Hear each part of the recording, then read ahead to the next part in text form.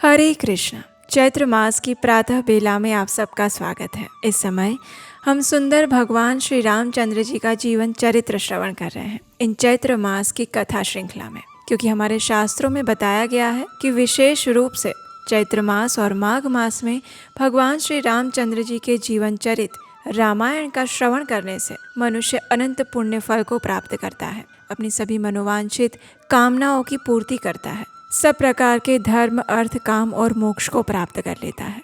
तो इसीलिए चलिए आज की रामायण की हमारी इस कथा यात्रा को आगे बढ़ाते हैं और सुनते हैं आज की चैत्र मास कथा।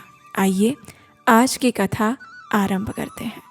रामायणस्य माहात्म्यं श्रुत्वा प्रीतो मुनीश्वरः सनत्कुमारः प्रपच्छ नारदं मुनिसत्तमम्।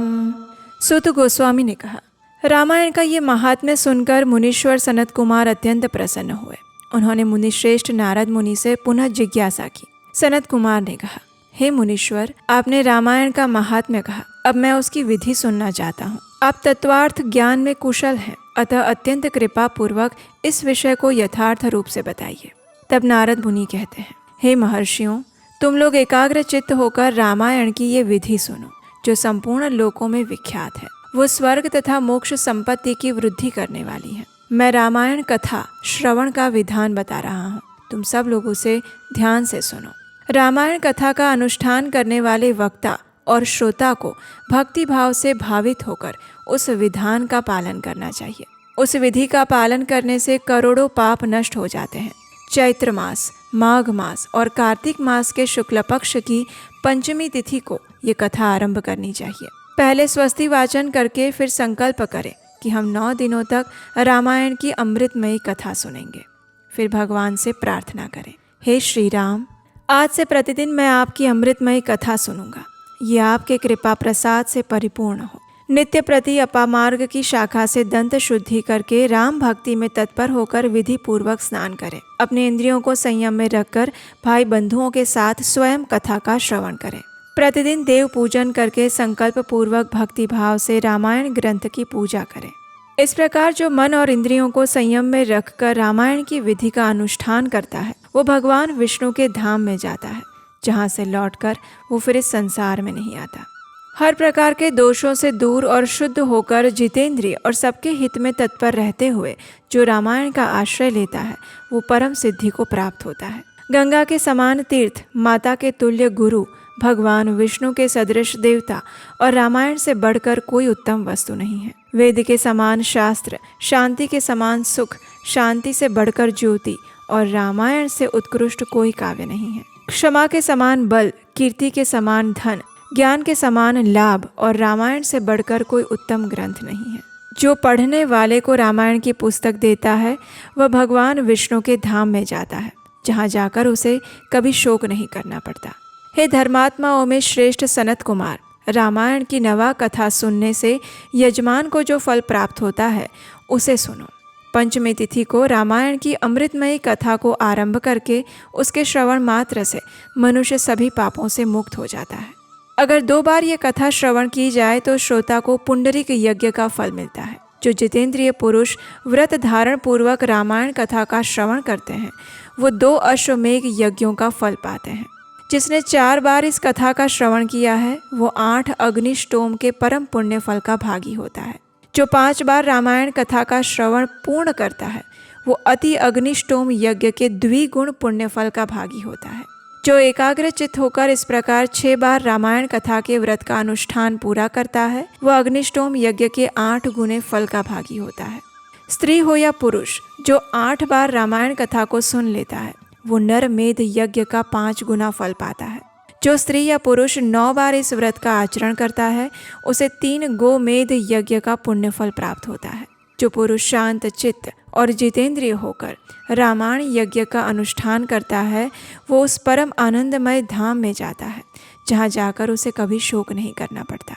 जो प्रतिदिन रामायण का पाठ अथवा श्रवण करता है, गंगा में नहाता है और धर्म मार्ग का उपदेश देता है, ऐसे लोग संसार सागर से मुक्त हो जाते हैं और उसमें कोई संशय नहीं। हे महात्माओं, यतियों, ब्रह्मचारियों, प्रवीरों को भी रामायण की नवा कथा सुननी चाहिए। राम कथा को अत्यंत भक्तिपूर्वक सुनकर मनुष्य महान तेज से उद्दीप्त हो उठता है और ब्रह्मलोक में जाकर वहीं आनंद का अनुभव करता है। इसलिए हे विपेंद्रगण, आप लोग रामायण की अमृतमयी कथा सुनिए। श्रोताओं के लिए यह सर्वोत्तम श्रवणीय वस्तु है और पवित्रों में भी परम उत्तम है। दुस्वप्न को नष्ट करने वाली ये कथा धन्य है, इसे प्रयत्नपूर्वक सुनना चाहिए। जो मनुष्य श्रद्धा युक्त होकर इसका एक श्लोक या आधा श्लोक भी पढ़ता है या सुन लेता है, वो तत्काल ही करोड़ों उपपातकों से छुटकारा पा जाता है। ये गुह्य से भी गुह्यतम वस्तु है। भगवान श्री राम के मंदिर में अथवा किसी पुण्य क्षेत्र में सत्पुरुषों की सभा में रामायण का प्रवचन करना चाहिए। जो ब्रह्मद्रोही, पाखंडपूर्ण, आचार में तत्पर और लोगों को ठगने वाली वृत्ति से युक्त हैं, उन्हें ये परम उत्तम कथा नहीं सुनानी चाहिए। जो काम आदि दोषों का त्याग कर चुके हैं, जिनका मन राम भक्ति में अनुरक्त है और जो गुरुजनों की सेवा में तत्पर हैं, उन्हीं के समक्ष ये मोक्ष की साधनभूत कथा सुननी चाहिए और पढ़नी चाहिए। श्री राम सर्वदेवमय माने गए हैं। वे आर्त प्राणियों की पीड़ा का नाश करने वाले हैं। श्रेष्ठ भक्तों पर सदा ही स्नेह रखते हैं। वे भगवान भक्ति से ही संतुष्ट होते हैं, दूसरे किसी उपाय से नहीं। मनुष्य विवश होकर भी उनके नाम का कीर्तन अथवा स्मरण कर लेने पर समस्त पातकों से मुक्त हो जाता है। जिस मनुष्य की श्री राम रस में प्रीति और भक्ति है, वही संपूर्ण शास्त्रों के अर्थ ज्ञान में निपुण और कृतकृत्य है। हे ब्राह्मणों, उसी की उपार्जित की हुई तपस्या पवित्र, सत्य और सफल है, क्योंकि राम रस में प्रीति हुए बिना रामायण के अर्थ श्रवण में प्रेम नहीं आता है। अगर प्रभु श्री राम के प्रति प्रेम और भक्ति नहीं है तो रामायण में भी वो रस का अनुभव नहीं होगा। रामायण की इस अमृतमयी कथा का नवा श्रवण करना चाहिए और जो महात्मा ऐसा करते हैं वे कृतज्ञ हैं। उन्हें प्रतिदिन मेरा बारंबार नमस्कार है। केवल श्री राम नाम ही मेरा जीवन है। कलयुग में और किसी उपाय से जीवों को सद्गति नहीं होती और नहीं होती। महात्मा नारद मुनि के द्वारा इस प्रकार ज्ञान उपदेश पाकर सनत कुमार जी को तत्काल ही परम आनंद की प्राप्ति हुई। इसलिए हे विप्रवर, तुम सब लोग रामायण की इस अमृतमयी कथा को सुनिए। ऐसा करने वाला समस्त पापों से मुक्त हो जाता है। इस महान काव्य को सुनकर जो वाचक की पूजा करता है, उस पर लक्ष्मी सहित भगवान विष्णु प्रसन्न होते हैं और वाचक के प्रसन्न होने पर ब्रह्मा, विष्णु और महादेव जी प्रसन्न हो जाते हैं। इस विषय में कोई अन्यथा विचार नहीं करना चाहिए।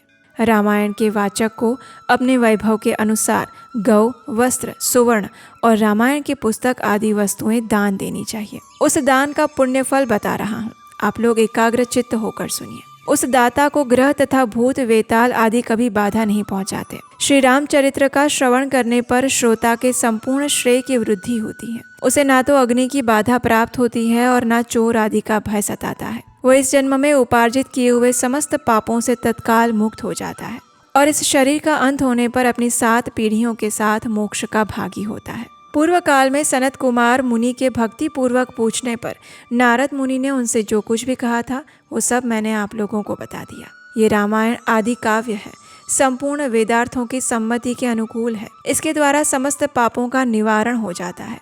जो एकाग्र चित्त होकर रामायण को सुनता है या फिर सुनाता है या स्वयं पढ़ता है, वो सभी पापों से मुक्त होकर भगवान विष्णु के लोक में जाता है। चैत्र, माघ और कार्तिक में रामायण की इस अमृतमयी कथा का नवा पारायण अवश्य सुनना चाहिए।